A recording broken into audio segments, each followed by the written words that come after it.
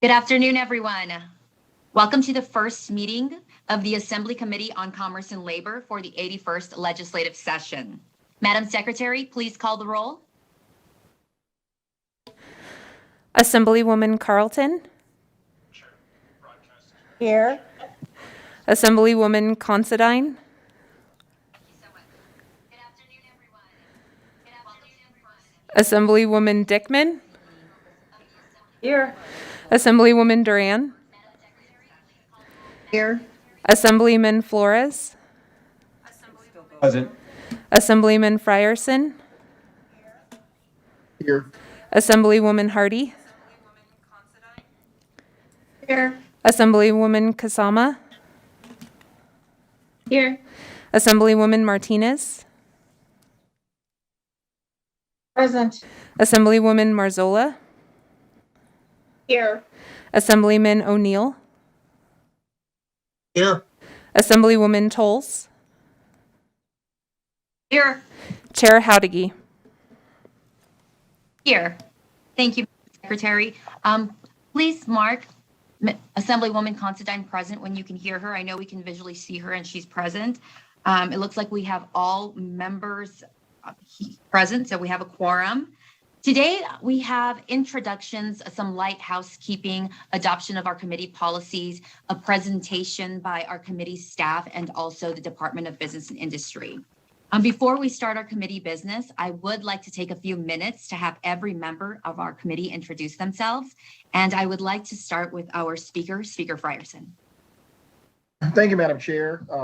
My name is Jason Frierson, Assemblyman for District 8, Speaker of the Assembly, and I am in my fifth term. Oh, by the way, my district, I always forget to do this, is in the southwest part of Las Vegas. But I have the pleasure of having spent 10 years living in northern Nevada, so I see the whole state as my folks. So pleased to be here, ready to help. Thank you, Speaker. Next, our Vice Chair, Assemblywoman Carlton.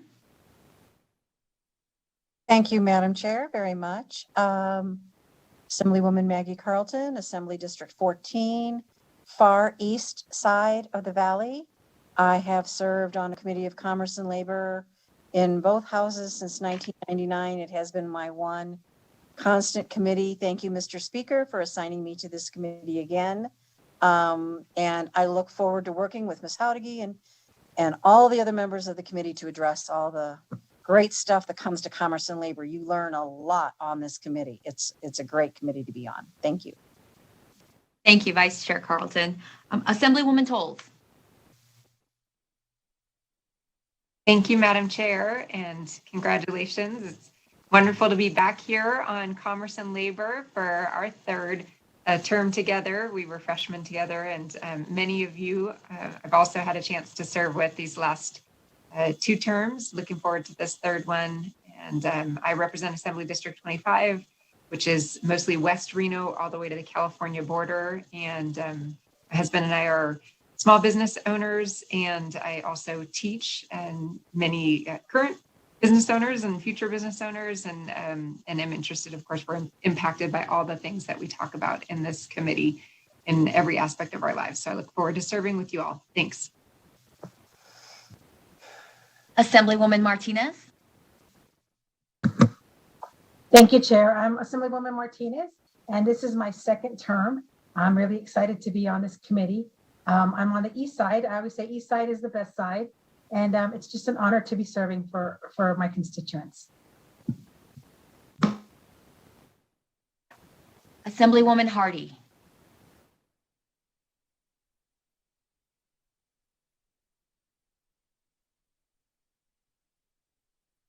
Okay, there we go. Hi, I'm Melissa Hardy.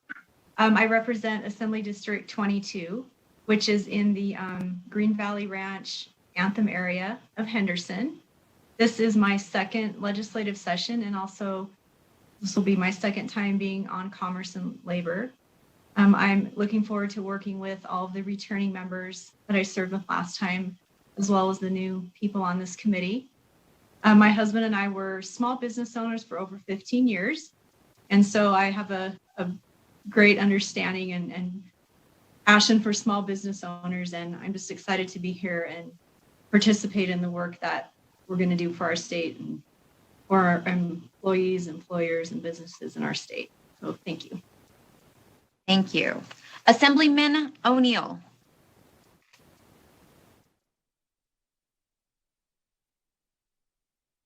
Sorry about that, Madam Chair. I had trouble unmuting. I'm PK O'Neill, representing Assembly District 40, which is all of Carson City in the southeast part of Washoe County up to the Story County line. I served once prior in 2015, and I was lucky enough at that time to be on Commerce and Labor. I am happy to be back, and I do appreciate coming back to Commerce and Labor because, as you've all said, I understand how busy we are, but I also know the impact that we have for the quality of life of our families and businesses in the economy here in Nevada. So, Chair, I look forward to working with you, and I thank you very much for this time. Thank you. Assemblyman Flores. Thank you, Madam Chair. I represent Assembly District 28. That's northeast area in Southern Nevada, Las Vegas. And I am just humbled to be here amongst all of you. I look forward to working on this committee. It's the first time I have an opportunity to sit on this committee. And I've been a member of the Nevada State Legislature since 2015. I look forward to working with all of you. Thank you, Assemblyman. Assemblywoman Duran. Thank you, Madam Chair. My name is Bea Duran. I represent District 11, which is downtown Las Vegas and part of the east side next to Mr. Flores. I was appointed in 2018, and this is my first time on Commerce and Labor, and I look forward to getting things done and working with everybody on this committee. Thank you. Thank you, Assemblywoman. Assemblywoman Marzola. Thank you, Madam Chair. Elaine Marzola, I represent Assembly District 21. I have part of Henderson and some of Las Vegas. This is my first time serving, and so I'm really excited. I am grateful to be in the Commerce and Labor Committee. I am an attorney by trade. I do own my own law firm for the last 2 years, have definitely learned the ups and downs of owning your own business and the ups and downs after COVID hit. So I'm really excited about the work that we are about to do. Thank you. Thank you. Assemblywoman Dickman.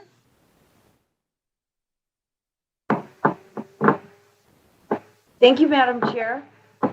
My name is Jill Dickman.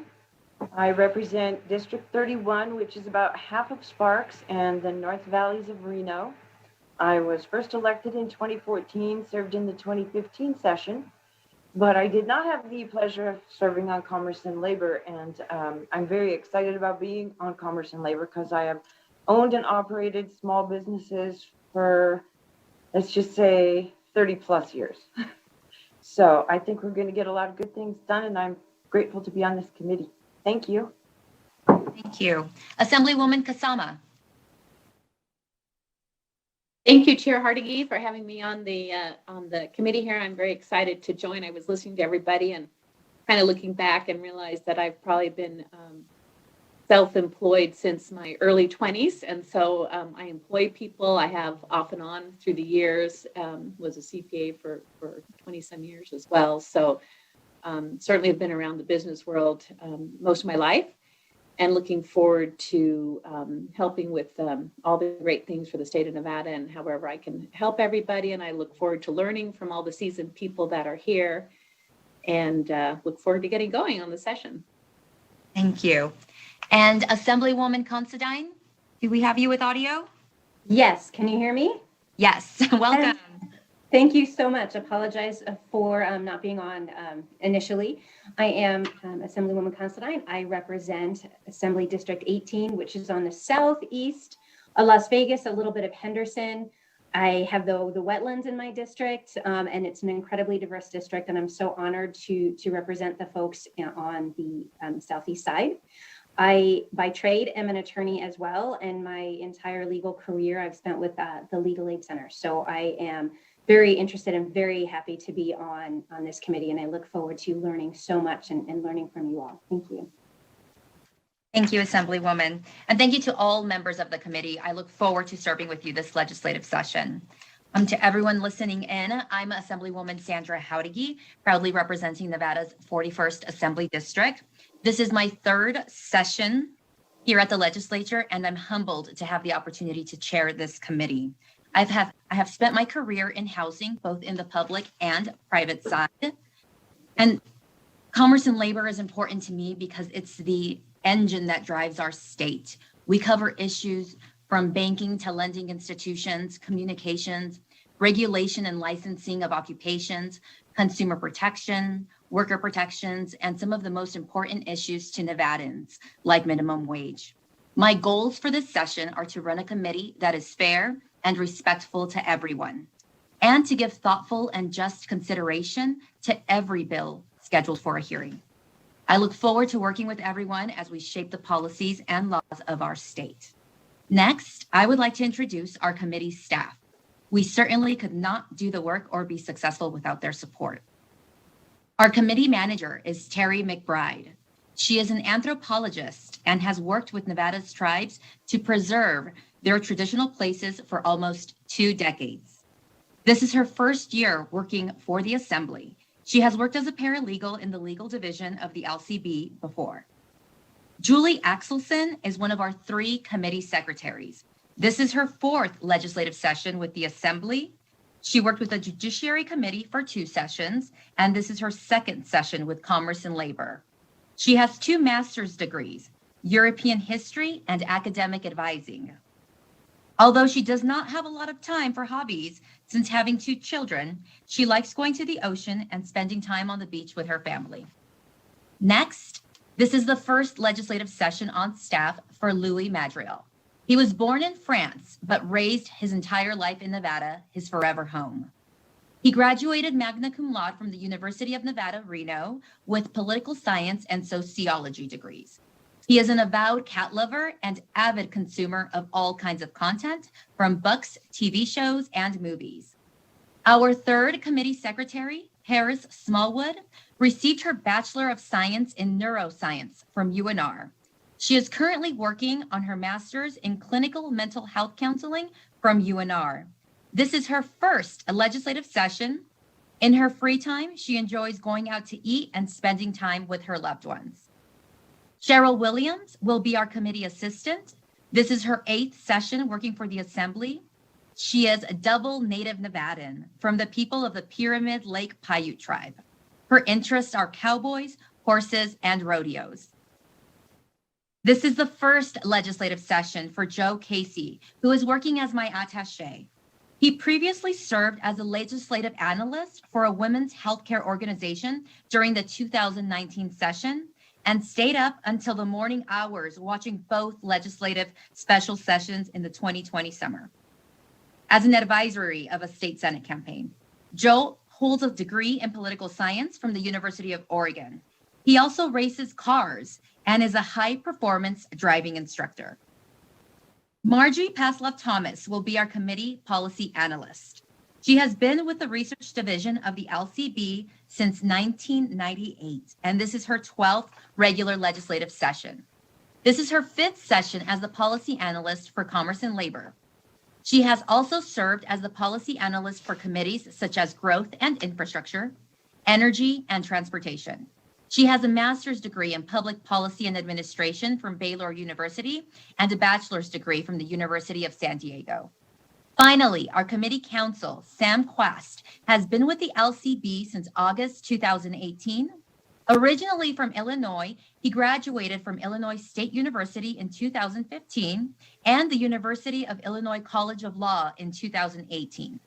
From 2008 to 2012, he served in the United States Navy as a cryptologic technician aboard the USS Pinckney. He lives in Reno with his wife, Faith, and their 2 dogs. Thank you to the staff for all that you do and will do to support this committee throughout the session. With that, let us get started. Before we start, I would like to make a few housekeeping announcements. Please make sure to members and everyone listening and those testifying to read all notices and comply with deadline requests on the agenda.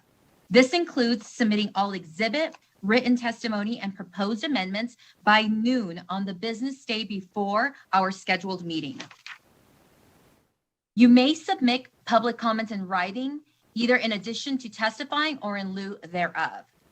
Please remember to unmute yourself before speaking and to immediately mute yourself right after. We will always be courteous and respectful in this committee, even when we disagree on matters. Our first official order of business is going to be the adoption of the committee policies, which are posted on the legislature's website. These policies are fairly standard and similar to those approved in other committees. They serve to complement the Assembly standing rules and the joint standing rules that we adopted on Monday in the full Assembly. Today, we have two sets of committee policies. One is for when we begin to meet in person, the second for our virtual meetings. I would like to take a moment just to highlight the new items in our virtual policies. 1, members of the committee are asked to log on to the Zoom committee 15 minutes prior to the committee starting to ensure your technology is operational and to allow for a punctual start time. I do plan on getting the committee started as close to 1:30 as possible. Committee members, staff, and any testifiers on the Zoom meeting should mute their microphone when not speaking. Excuse me. Members are expected to keep their cameras on unless they need to step away from their computer for non-committee related business, and again should be muted unless they are speaking. This will ensure we have a quorum at all times. We will be conducting all votes via roll call vote to help ensure we accurately are recording members' votes. When answering, please answer with a yes or a no instead of a yay or a nay to help the committee secretaries accurately count your vote.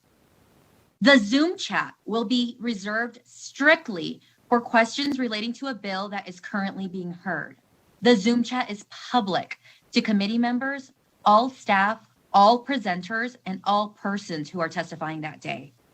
During virtual committee meetings, members should give their full attention to those persons testifying, either by Zoom or teleconference, and limit their use of electronic communications devices to legislative matters only. Any member who votes affirmatively to pass a bill or adopt an amendment in committee is encouraged to advise the chair of any change in his or her vote before the vote on the assembly floor. The assumption will be if you vote yes on a bill in committee that you will also vote yes on the floor. If at any time that changes, I encourage you to please let the chair know. Are there any questions, committee members?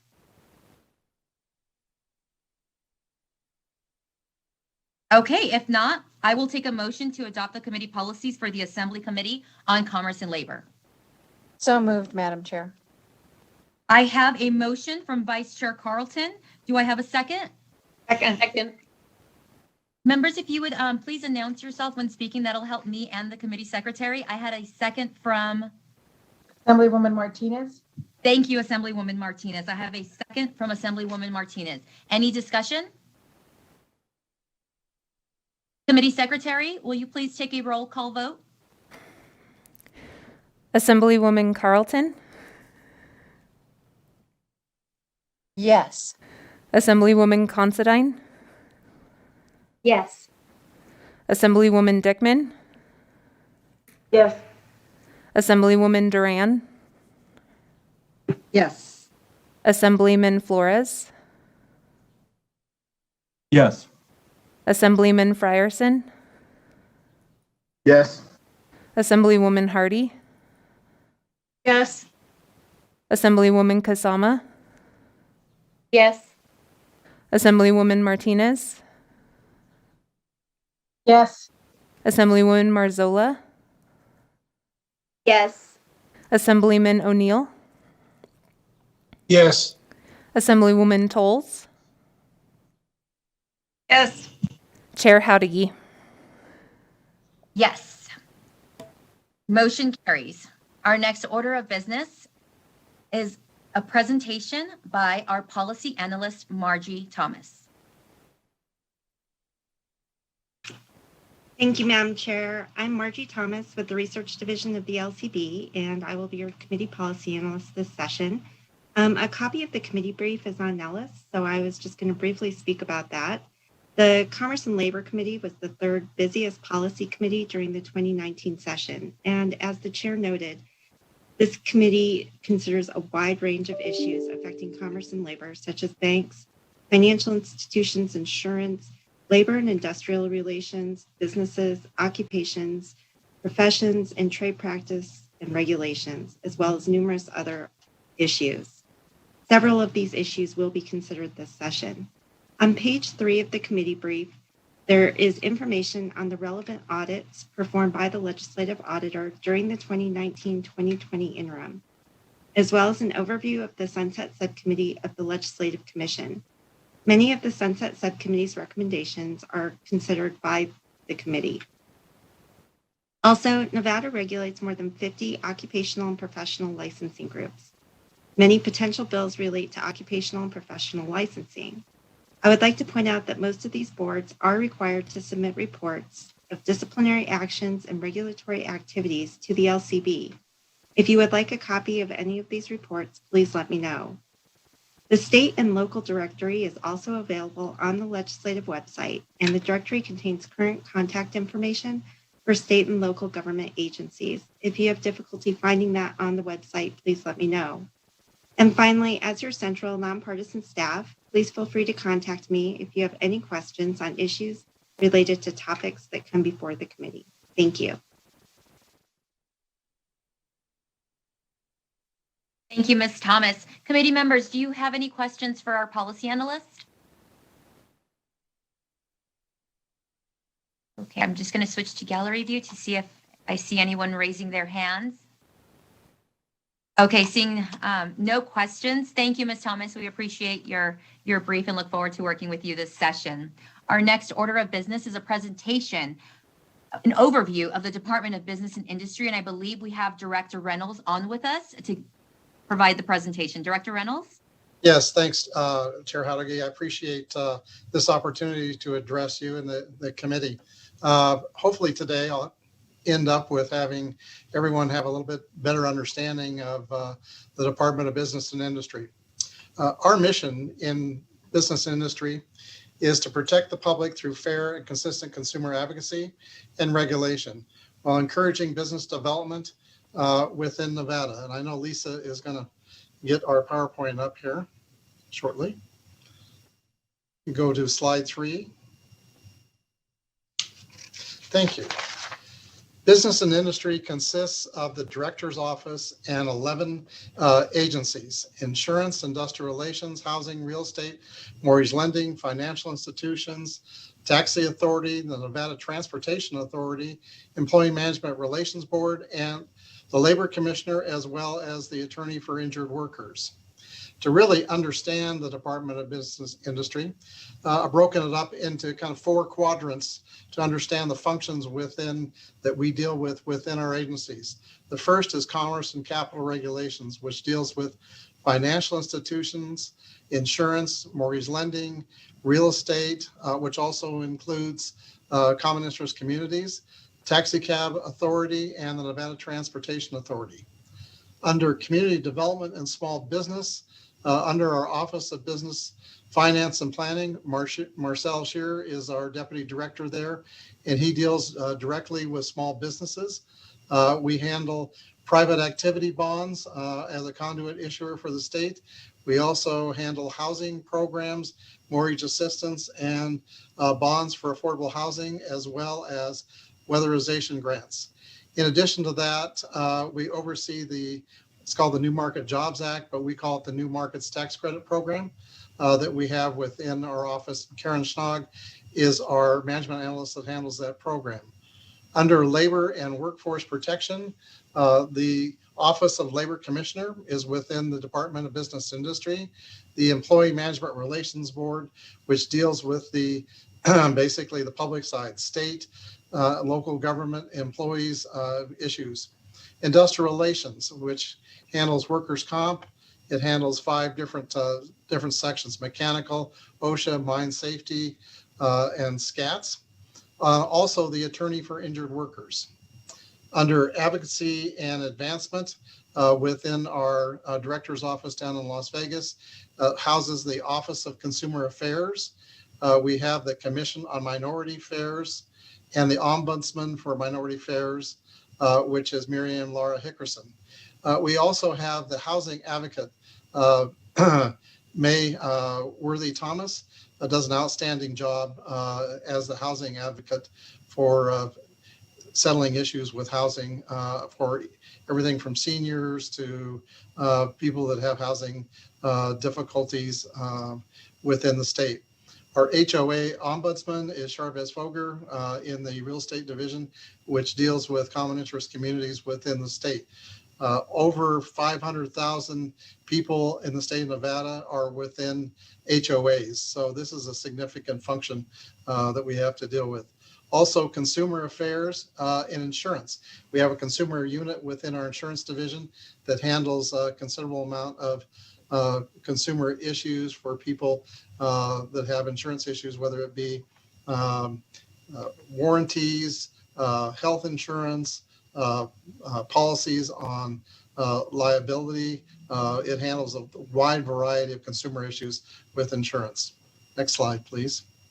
The department demographics, we have currently 674 current approved FTEs within the department and our 11 different agencies. We have 25 policymaking boards, commissions, and advisory council committees. We have 51 board members that are within those policymaking boards, and we have 15 offices throughout the state. I would also indicate to you that we are primarily a fee-funded department.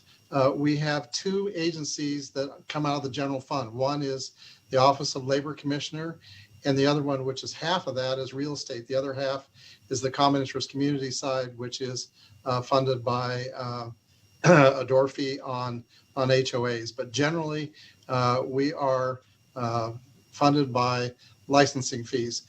We issue in the department about 264,000 licenses for different occupational licensing within and business licensing within the state of Nevada. How does our governor's budget recommended? I'm going to go through this rather quickly. This is a very high level, but the governor's recommended budget for fiscal year 22-23 was $216,839,443. The legislatively approved budget in the previous fiscal year was $219,297,980. So that has resulted in a biennial decrease of $2,458,537. So we've taken a significant hit to our budget. What does the industry director's office do? We provide direct support to the department's 11 divisions. We have a centralized fiscal unit that handles budget, collections, payroll, human resources, and IT technology. The financial institutions and mortgage lending divisions handle licensing for those two entities. We administer provisions of law, development of regulations and policy within our agencies. We assist with economic development initiatives and coordinate programs to encourage growth and retention of business. We work very closely with the Governor's Office of Economic Development. We also provide advocacy and protection for consumers and minority affairs. We provide constituent services. We literally get, hundreds of calls a week for constituents regarding different issues within our 11 different agencies. We provide as the conduit issuer for private activity, industrial revenue, and charter school bonds. We also, as I indicated, administer the New Market Jobs Act. Our Office of Business Finance and Planning, which is our office in Las Vegas that the Deputy Director, Marcel Shearer, oversees, works with small business and economic development. And we've been doing this for years. We basically leverage the success and longevity of local owned small business and resource providers. We engage local business resource community through various outreach efforts. We work very closely with all the chambers within the state. We conduct quarterly roundtable business meetings at the State Business Center. I think we're doing them virtually now, but we had about 80 some people on our last call for our small business roundtable. We educate. We work to advocate for small business and entrepreneurs through outreach activities and educational programs. We bring in the federal DOL, Department of Labor, Small Business Administration. We have our local labor commissioner. We work with different business sectors, SCORE, to provide outreach and educational activities for small business. We also publish the Nevada Business Advocate newsletter and weekly business industry news. We provide resources and tools for online through our website to engage local business communities and provide a networking platform for them. We have what's commonly known as the roadmap, but it's an interactive guide to starting and growing a business in Nevada with 375 links to be able to look at how to start a business within the state, but it also, you can drill down into local government and look at their licensing requirements, not only on a state level, but a local government level. We provide access to capital. We also, as I indicated, have conduit issuer for private activity, industrial revenue, and charter school bonds. The new market tax credits, we work with GoEd, which the opportunity zones are under them, but we work with them on opportunity zones within our state. We innovate. We conduct programs, Shop Small Nevada. We also work to promote National Small Business Week. We also assist small business with both federal and state business programs. We were very instrumental in helping people with their PPP loans and the PENS Grants program. We took over 1,000 calls on the PETS program to be able to help people with applications for grants on that.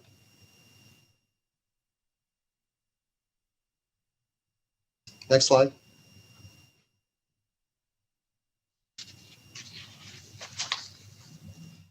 This one seems to get hung up.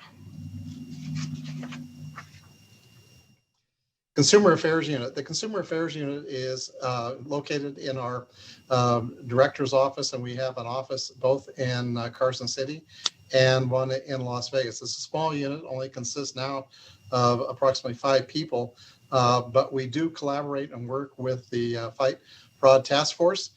We have a coalition of governmental agencies and private organizations that we work with. We share current fraud trends, prevention tips, and resources. We also work with the Federal Trade Commission and perform workshops with them. We have developed relationships with other states around the United States and their attorney general's offices. We investigate. We look at internet-based business in Nevada, travel and tour agencies, vacation clubs. We work from home scams, door-to-door sales, product purchases, i.e. like furniture, cosmetics, kiosks, hotel, motel, home repairs.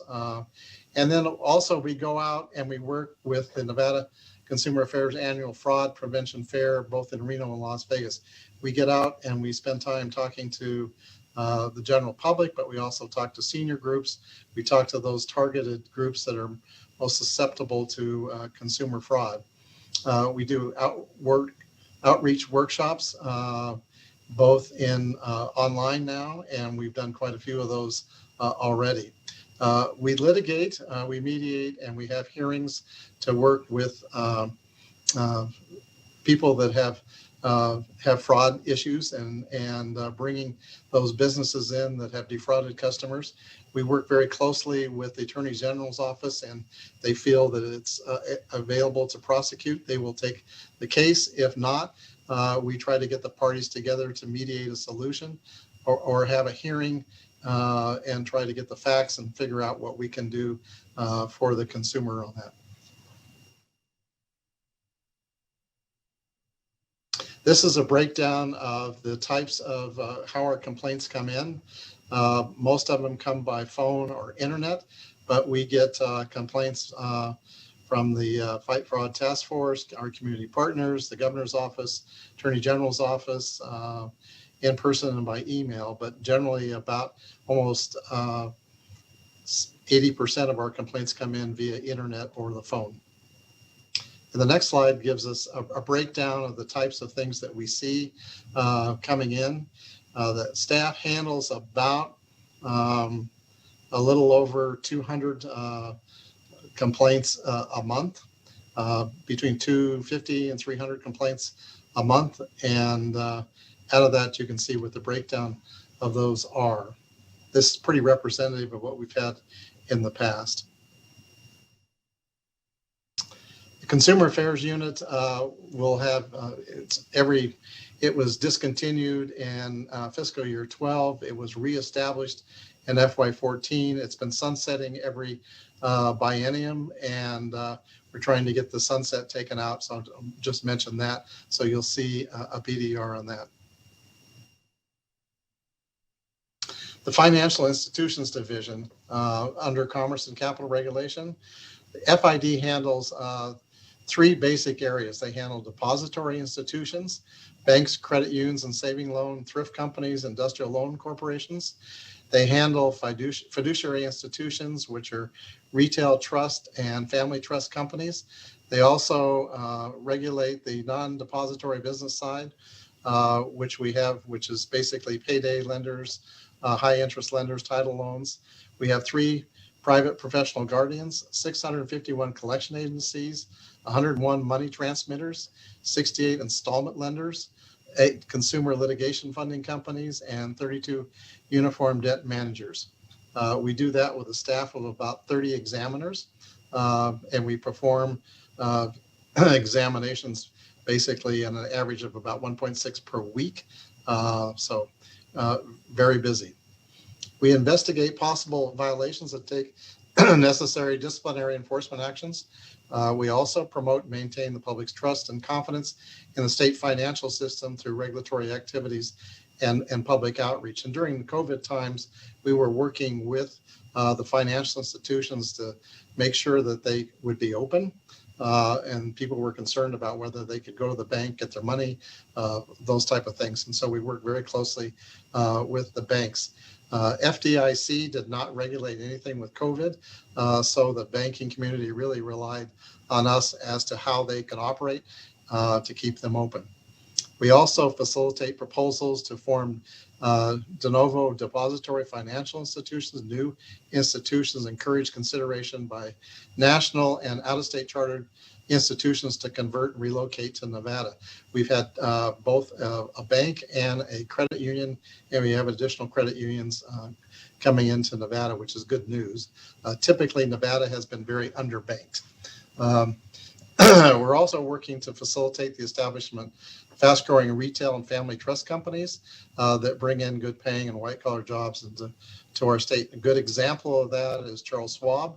A couple of years ago came into Nevada, and they have their corporate headquarters located within our state.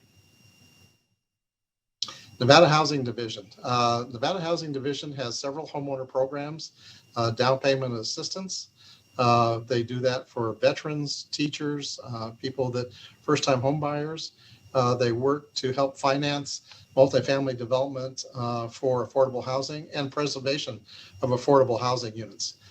We have our weatherization program assistance that helps people both in the cold climates and hot climates. We have oversight of manufactured housing and licensing of manufactured structures within the state. We administer federal funding for housing. We also have housing database reporting.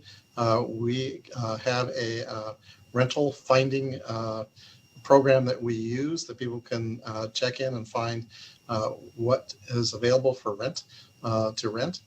We also have housing advocacy, and we work with groups to help people that have housing issues.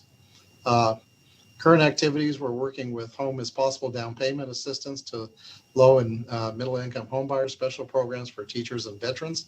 As I mentioned, we have 6 developments completed using the 4% low income housing tax credit program, $10 million in tax credits allocated for the 9% tax credit program. Through these combined programs, we have this last year created about 750 affordable housing units just in the last year. We had 962 people were assisted through the weatherization program. And we have the annual administration of over about 13 million in federal grants for construction and preservation of affordable housing, weatherization assistance, rental assistance, housing, and neighborhood stabilization. And that also includes homeless. Division of Insurance works to protect consumers and ensure solvency of our insurance programs. They regulate a $18.8 billion Nevada industry. They monitor and ensure solvency of carriers, as I mentioned. We promote compliance to provide an adequate and competitive market to ensure consumers are treated fairly. We also license and educate individuals interacting with consumers in Nevada's insurance market. The division regulates about 197,000 licensees, 1,500 authorized traditional insurance companies, and 2,200 other licensed insurance-related entities. Under our consumer services, I mentioned, we have consumer offices in Carson City and Las Vegas incorporated within the division. During fiscal year 2019 and 2020, we responded to over 26,000 consumer inquiries and recovered 11.6 million for Nevada consumers, so fairly significant. I won't get into this, but there will be 3 BDRs that will be presented by the Department of Insurance. Mortgage Lending Division. The Mortgage Lending Division administers 4 different licensing areas. They oversee escrow agencies and escrow agents under NRS 645.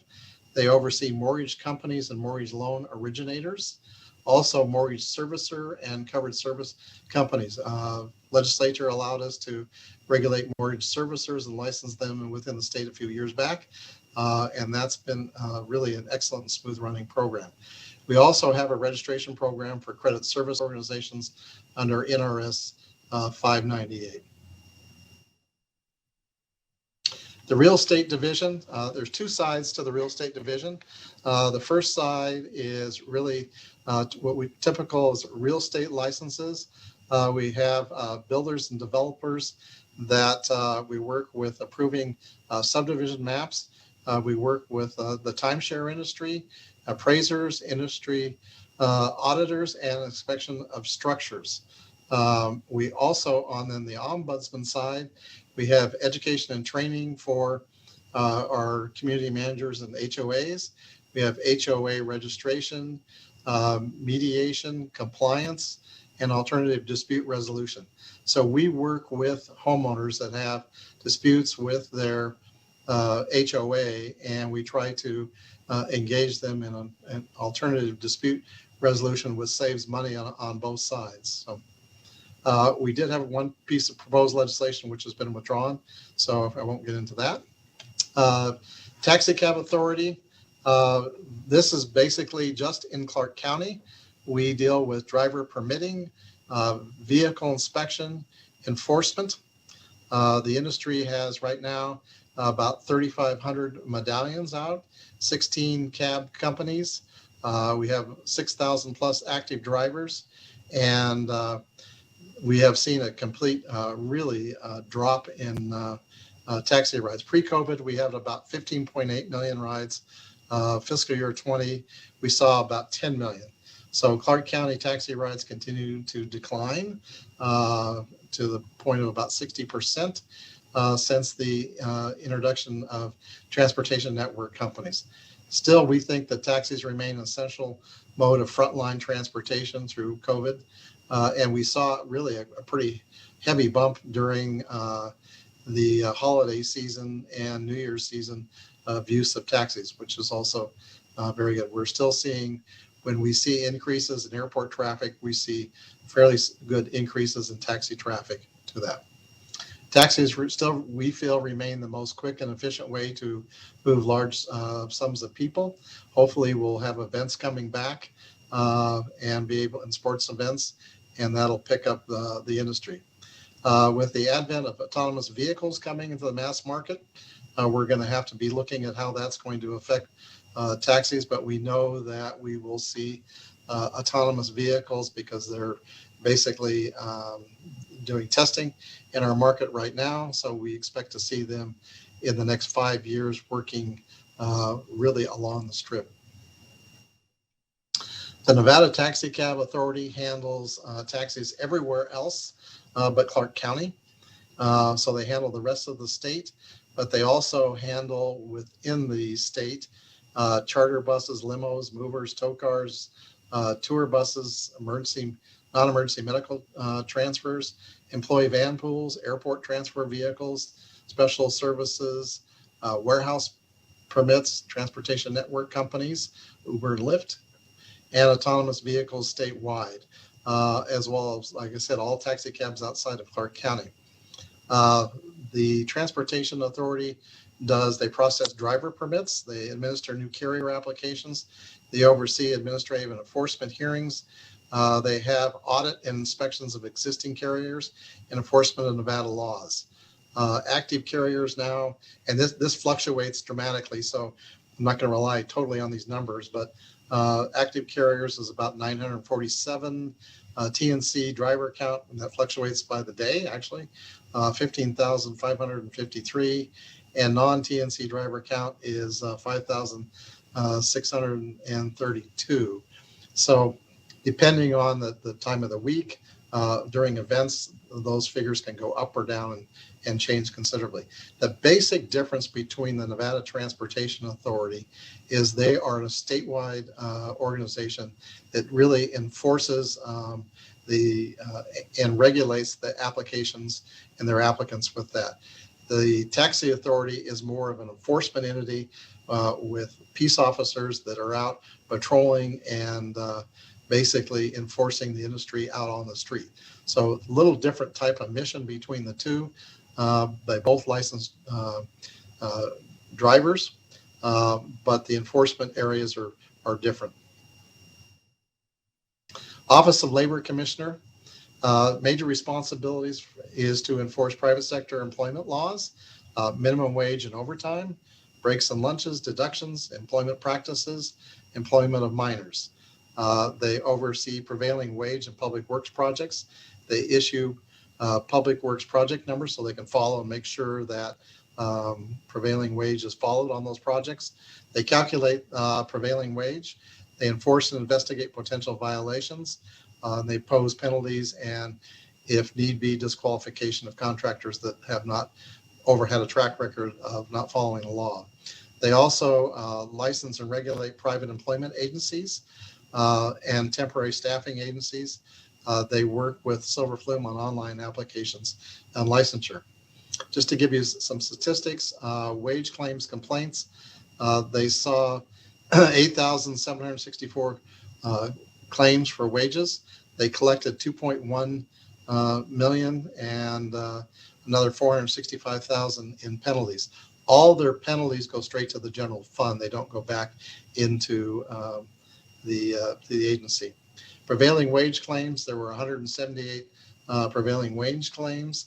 The wages collected for that were $729,471, and they assessed $149,908. Public works project numbers issued were 1,573. Administrative penalties and fines, these are general, were $423,470. And in private employment agencies, licensed 384 of them. Employee Management Relations Board. The board acts as an administrative court resolving disputes over unfair labor practice allegations, the scope of bargaining units, and which employee organizations, if any, is to represent given employees. For example, they in the state government, they basically oversaw the unionization and certification of bargaining units for 18,500 state employees. They had 190 local governments, 155 employee organizations, and 4 labor organizations, 258 bargaining units. So there's almost 90,000 local government employees involved in that. So between the state and local government, there's well over 100,000 government employees that they work with on their collective bargaining agreements. They use a 5-member hearings appeals board or panel board members. So they can break now, thank you to the legislature, can break up into hearing panels to hear cases and settlement conferences. They have a staff of 3 full-time people, very small staff, one of our smallest agencies. Just to note, the Employee Management Relations Board does not resolve grievances. They are resolved through the typical collective bargaining process in each of the more of their bargaining agreements. So the board continues to meet virtually during the pandemic, meeting twice a month for up to 3 days. The agency is currently holding hearings cases scheduled through March with no cases waiting for a hearing date. So they are current. They have implemented the law establishing collective bargaining for state employees, including setting up bargaining units, rulings on representation petitions, and amending its administrative rules, all on schedule. Recently held its first 2 hearings involving unfair labor practices at the state level. And all of our agencies' decisions are now included in the Legislative Council Bureau's Nevada Law Library on a CD. The Division of Industrial Relations includes 5 different areas. The Nevada Occupational Health and Safety Administration, OSHA, the Safety Consultation and Training Section, which is commonly known as SCATS. They work with businesses on safety training and consultation.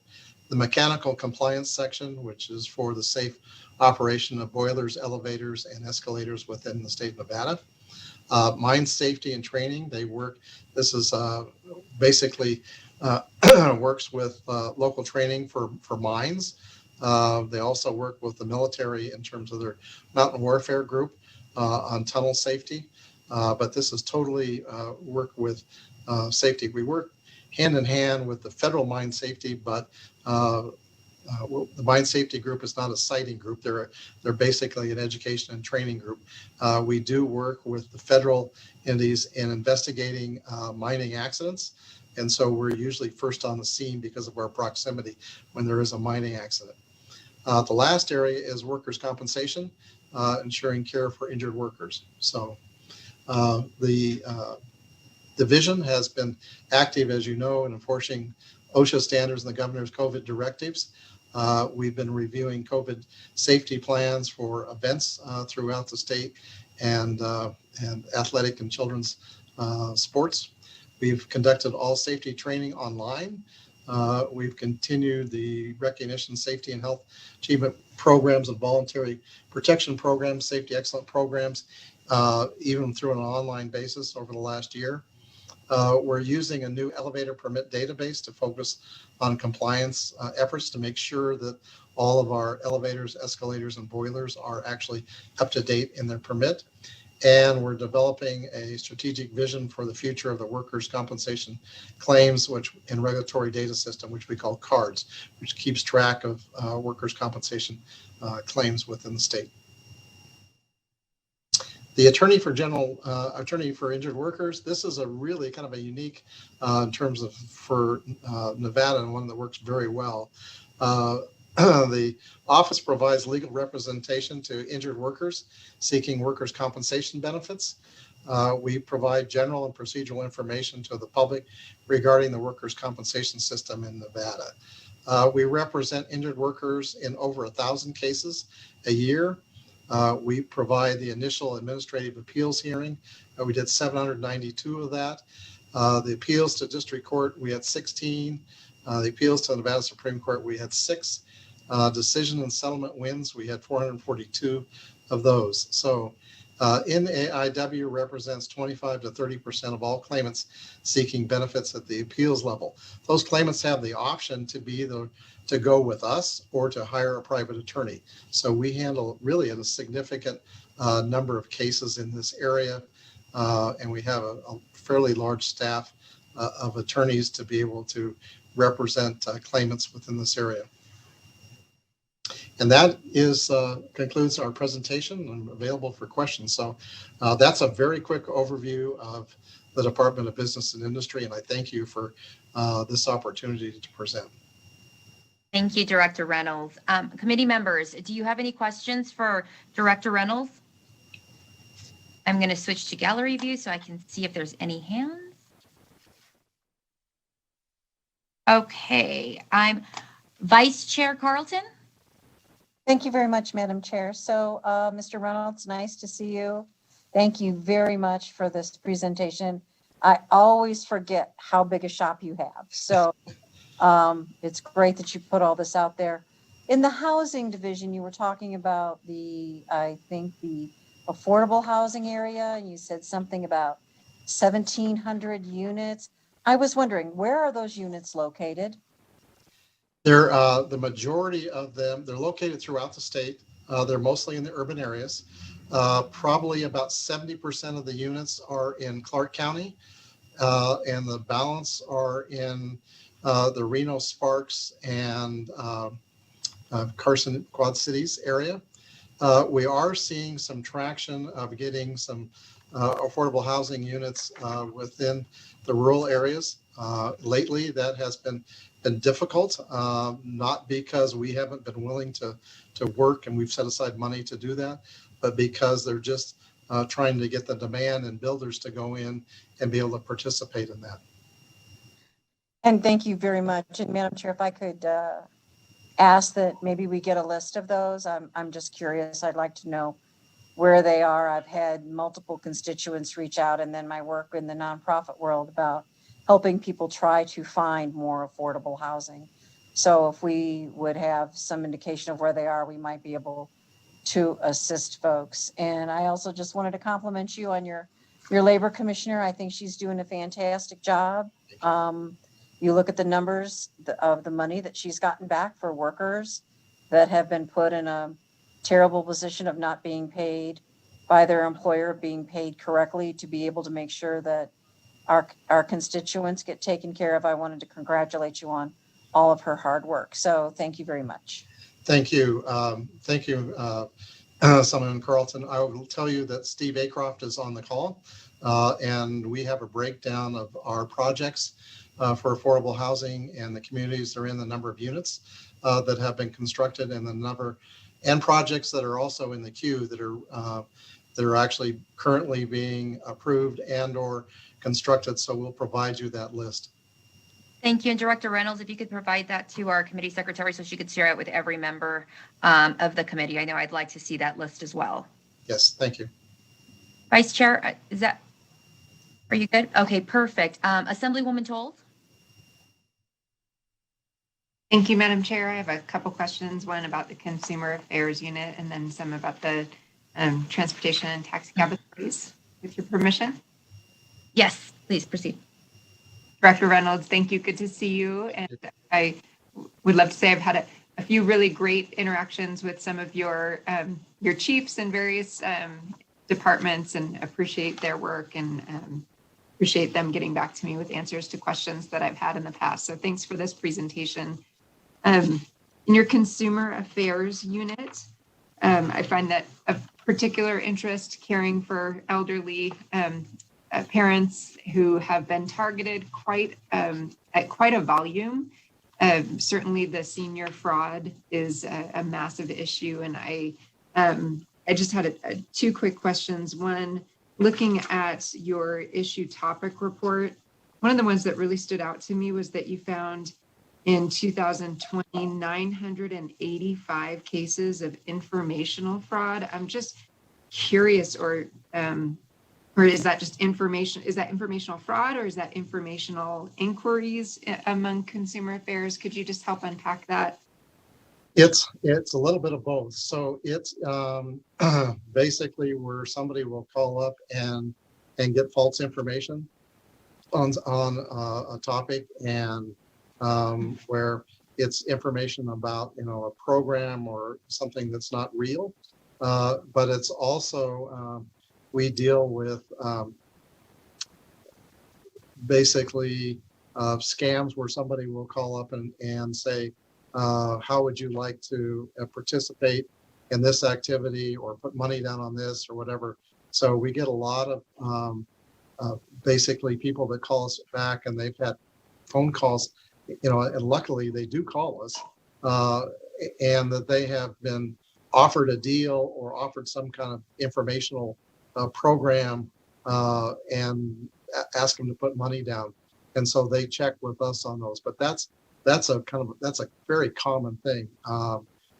Having dealt with senior parents, that's something that I don't, trying to get, once they kind of bridge that and I start calling people, they call all the time. And I used to deal with that with my parents too. And it's very frustrating. But I will tell you that we hold specific, we go out to different senior communities and to different senior housing communities and provide seminars directly to them. We're doing that virtually now, but to get people so they're aware of what types of scams or what to do and who to call to verify, to say, is this real?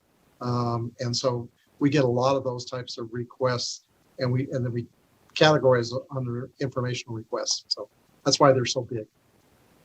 Got it. Thank you. And any information you can share with this committee that we can share with our constituents would be helpful. I did notice that you can sign up for alerts, but those were just the FTC alerts, just generic. If there's some other email lists, I know for those loved ones in my life, email is a major form of communication, often in all caps. And so anything that we could do to maybe provide some good factual information for them to be helpful, that's something perhaps we can partner with you in getting good information out. So we'd be happy to do that.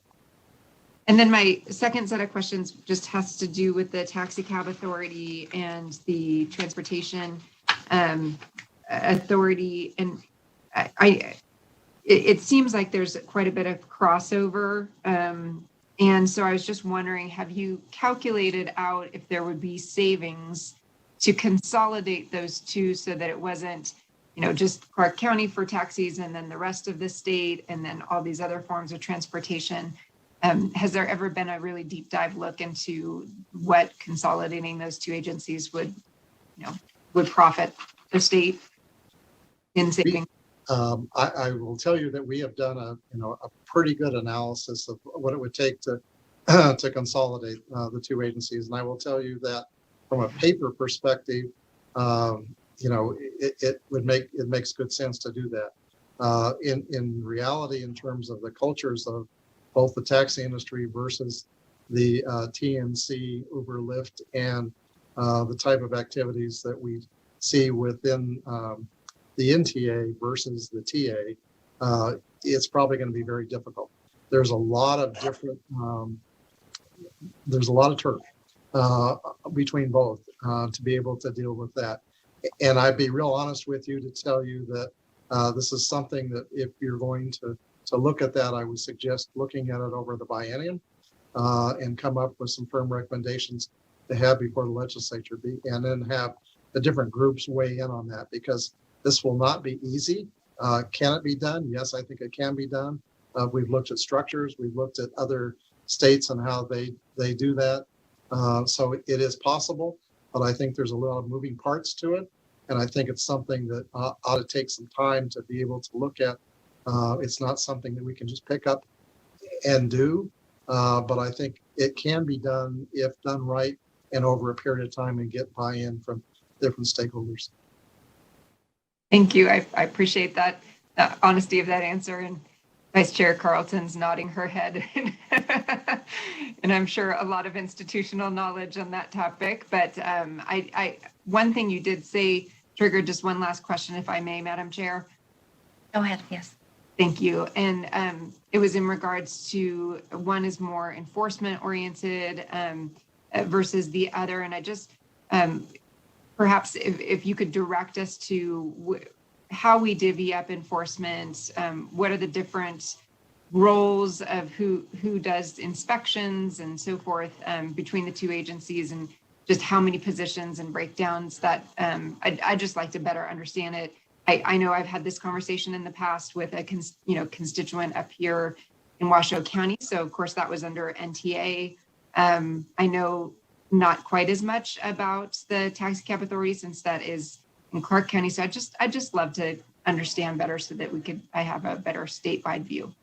Well, certainly we can put together kind of a position of what and I've done that for the governor's office. So I'd be happy to provide that to you and to the committee that has a breakdown of the functions of each entity, each agency, and how they're broken down and how they perform, and do kind of a side-by-side comparison of how each functions. And I think that'll be very helpful. Thank you. Appreciate that. If you could, Director Reynolds, again, share that with the secretary so she gives that to every member of the committee. I think it'd be helpful for everyone. Yes, happy to do that. Thank you. And Assemblyman O'Neill, I know you had some questions as well regarding the Taxicab Authority. I'm not sure if Director Reynolds answered them, but if you're ready to proceed, go ahead. Thank you, Madam Chair. First, I want to thank Director Reynolds. It was really an interesting presentation. I never realized just how big a footprint business and industry had in our state. But dovetailing in with Assemblywoman Toll's question on the Taxicab Authority, I did 40 years in law enforcement, and some of it being down and around Clark County. So my question is, why does a state agency have a unit, the Taxicab Authority, that only functions in Clark County? Why not give it to Clark County, let them handle Clark County, and then let your NTA handle the inter-county activities, regulations, and enforcements? Assemblyman O'Neill, that's a good point, topic, and that is something that has been looked at. We've been working with Taxicab Authority since the 70s, and so there's a long history of that. But there is a valid argument to say that because it just involves Clark County, there should be a function that should reside with the county. And I think years ago, that it was fairly politicized, and the casino properties wanted to take it and put it into a state regulatory office, so that there was probably more equal enforcement in terms of what they would see in terms of operation of that.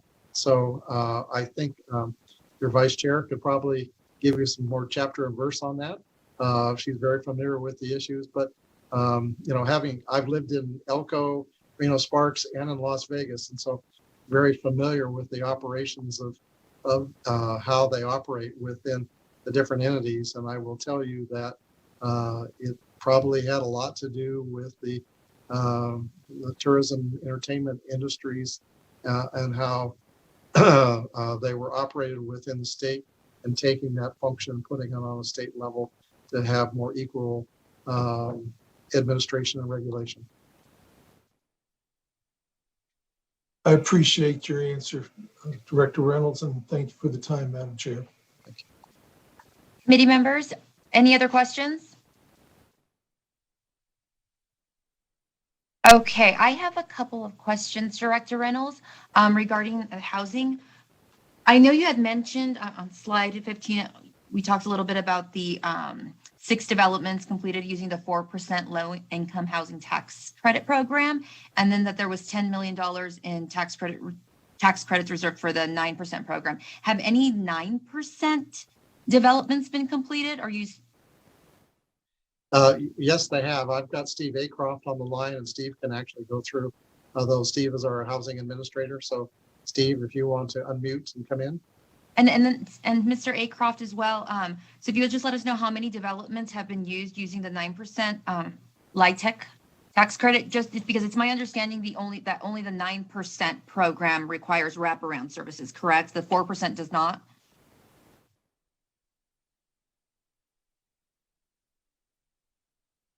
Mr. Acroft, I think you just have to unmute yourself.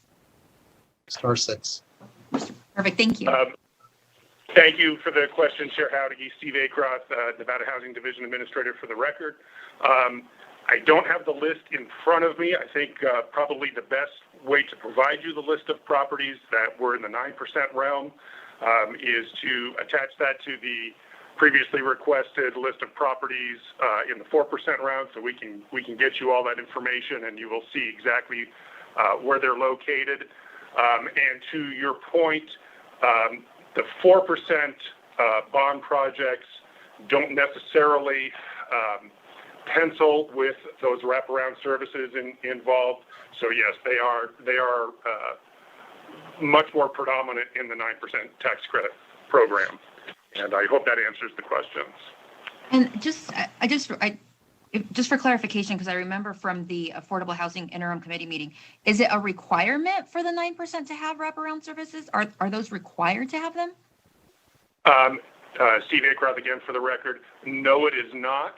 However, because that program is competitive, they can get additional points for their approval if they include those services.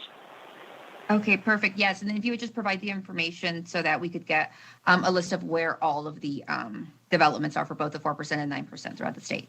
Thank you. Thank you. Okay, and that was actually the last question I had. So let me just do a double check, committee members. Any final questions? Okay, seeing none, thank you so much, Director Reynolds, and to all of the division heads who are on with us as well for your time and for the presentation.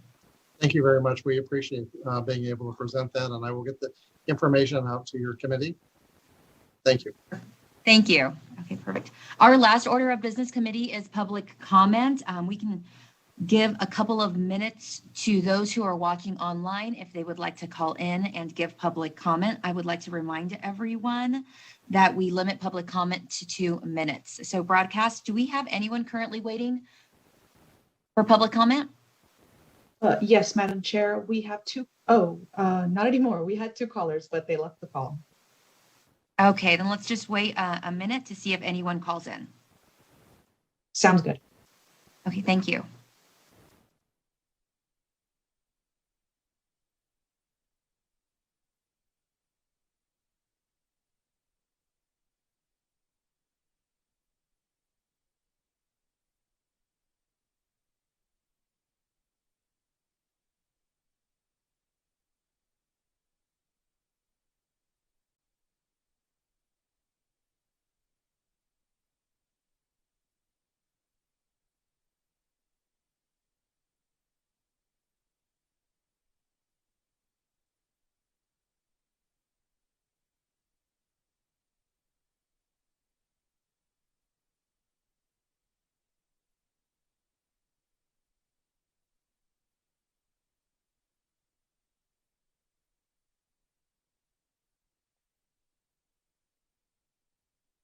Broadcast, has anyone called in for public comments?